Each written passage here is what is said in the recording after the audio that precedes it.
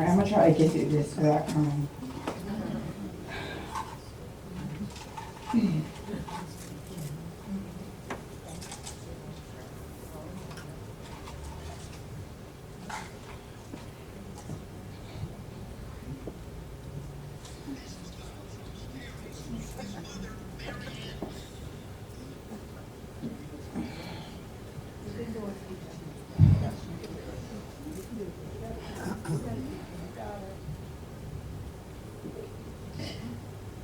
I met Miss Shirley about 15 years ago, give or take. And when I first met her, we just seemed to connect. Can you hear me? I'm sorry. I met Miss Shirley about 15 years ago, give or take. And when I first met Miss Shirley, we just seemed to connect. And at the time I had a cleaning service, and she'd hired me to clean her house.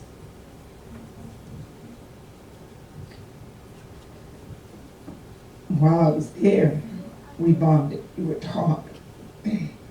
It should have taken an hour. It should have started taking 2 hours and 3 hours. And then after that, I just started scheduling where nobody else was scheduling her day because I didn't want to rush that time with her. And I learned a lot from her. Her mind is brilliant. I can't even explain how brilliant your mind is. I don't even think she understands or recognizes just how phenomenal of a woman that you are. You're 90 years old and you're still on Facebook. Like, I mean, to her it's just something that everybody does. I don't even think she understands how phenomenal that, like amazing that is. Over the years, I got to know her and Mr. Whitney, and they became an extended part of my family. She shared birthdays with me, she shared Thanksgiving with my family, to the point where I would get in trouble if my mother would ask me, when's the last time you talked to Miss Shirley? And I would, well, you need to call her because you, okay. Tell them the chitlin story. Oh. So one Thanksgiving, Shirley came to Thanksgiving at my mom's house, and my mother cooked this whole spread, and in this spread was chitlins. Some people say chitterlings, some people say chitlins. Well, Miss Shirley was just amazed that people actually ate chitlins, so she looked at me and she said, do all black people eat chitlins? And I said, Miss Shirley, I ain't black. I'm not that black. I don't eat chitlins. And chitlins is requirement of being black, I'm about 72%. I'm not 100% on that one. I don't eat the chitlins and the hog maws and that's not what I'm doing. So we've established that I'm only about 72% black, and I'm okay with that. So Miss Shirley, she felt okay then. She was like, okay, I don't feel bad. I'm like, no, not every black person eats chitlins. I don't eat them. You don't have to eat them. Nobody eats them.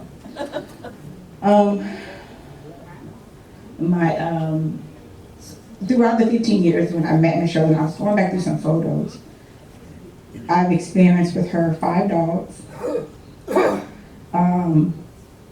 50th wedding anniversary,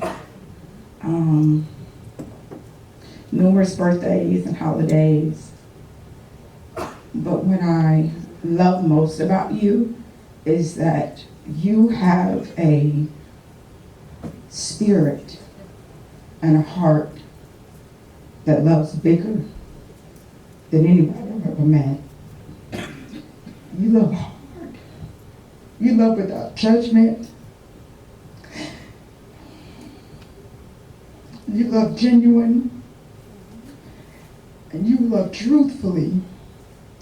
And it's not every day you meet genuine people that are who they are, Sunday through Sunday, and you are that person. There's not a person in the world that I have met that knows you that does not say the same thing. And that says a lot. You are unforgettable. You are courageous.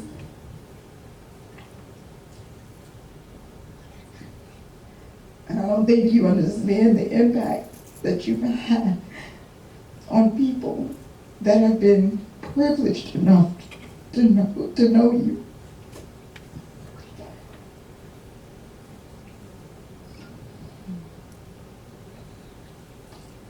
I know that we're all going to miss you, but I think we understand and love the fact that you're going to be surrounded by family and loved ones, because that is something that you've desired for a long time. And I think we can love you enough to want the best for you, even if it means you moving away. So, I want you to know that I love you. And I thank you for being an inspiration to me and to my girls. You've watched my girls and you've nurtured my girls.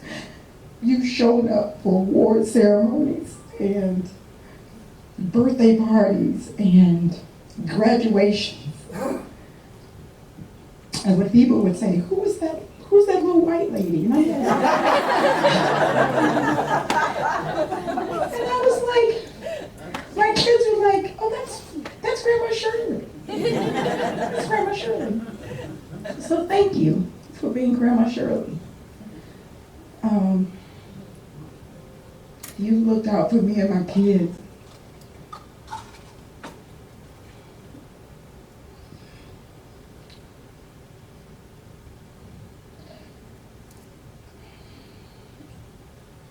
In times and in ways not many people would have.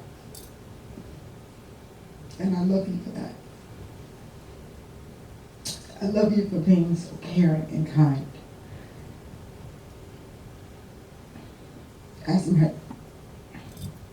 One of my daughters just passed the bar to become an attorney. And in her acceptance speech, I'm going to email it to you, she thanked Miss Shirley. Because I don't think you realize the impact that you truly had on my girls. Phenomenal doesn't even begin to describe who you really are. You are so beautiful on the outside too. All the stars together could never shine as bright as you.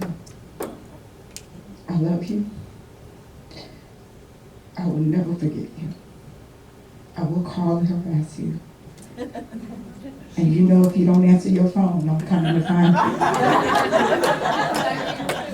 Because I've done that. She didn't answer her phone. And I came from Alabama.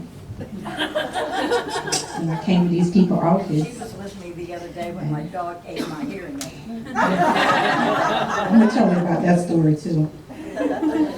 I came home from Alabama. I've been in Alabama almost a year and I could not find her. She would not respond to me on Facebook. She would not answer her phone. I got off the plane at 7:32. I got my bags. By 9 o'clock I was in those people's office.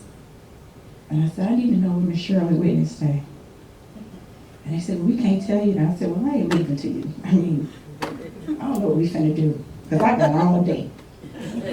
So I started going through Facebook, and I started harassing all of our mutual friends. And I got in contact with Miss Patty. And I said, Miss Patty, I'm in these people's office. And I need to know where Miss Shirley at, because she's not answering her phone. I don't know which house she's in now. I went to her old house. The people looked at me like I was crazy, and I was like, listen, I don't know what to say. I'm just, I'm trying to find Miss Shirley. And it was amazing to me that not everybody in the community knew Shirley because it's Shirley. Like, how you don't know Shirley?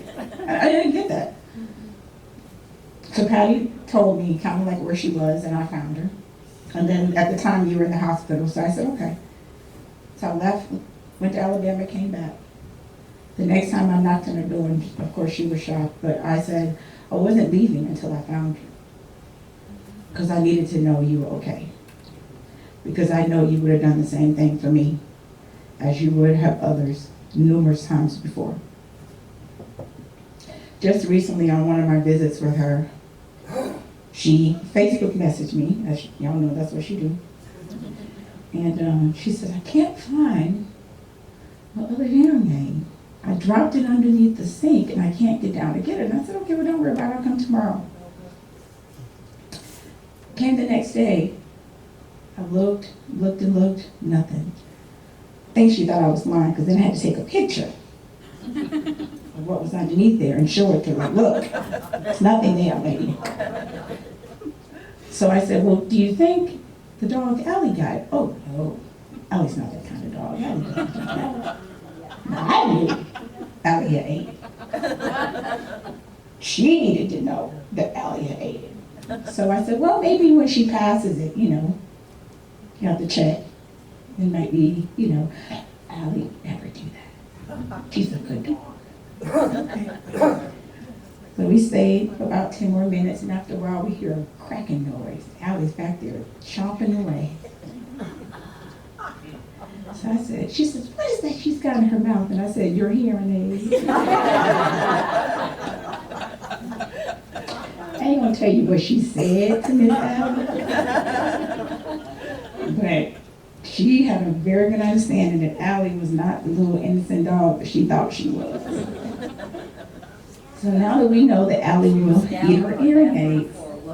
Where it was, because I touched it. And she got her flashlight and pretty soon she said, maybe Allie got it. And I said, oh, she doesn't do things like that.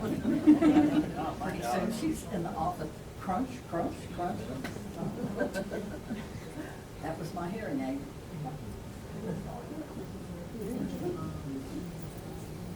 So I want to, I'm glad that you did this. Not only for yourself, but for us. I think we all needed this. We all needed to have that final time with you in Florida before you move away from us. And then we have to come to your doorstep. But I'm coming. Because, I don't mind. I'll harass you. I feel like it's only fair at this point because, I learned that from you. To not tell. I learned from the best.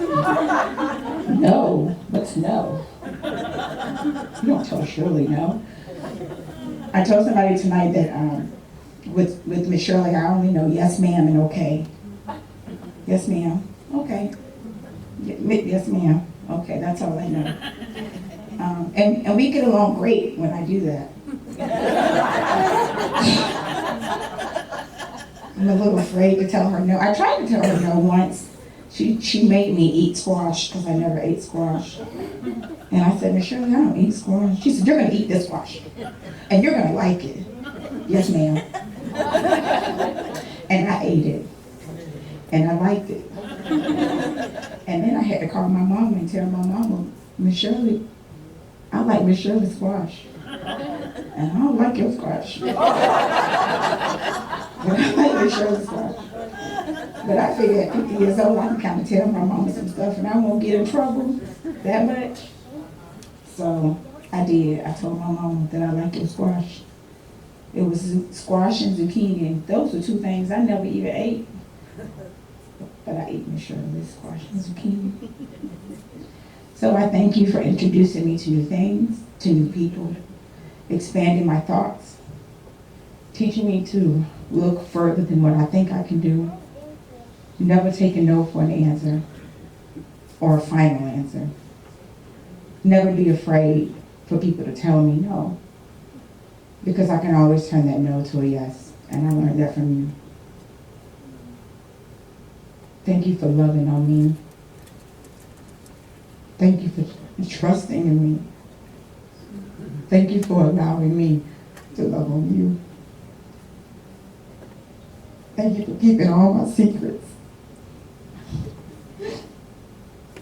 Thank you for allowing me to cry on your shoulder when I need it. Thank you for being that woman of wisdom. Thank you for being my friend of truth. Thank you for being taller than you really are. Thank you for being my giant in a room when I felt small and unaccepted. Thank you for teaching me to believe in myself.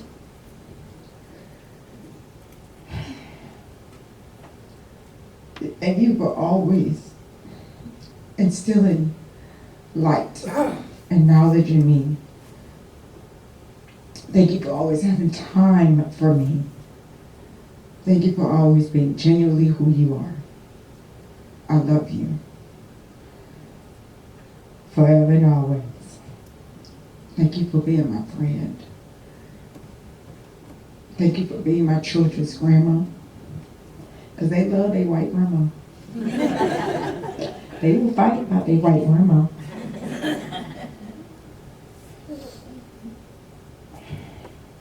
I love you. Happy birthday.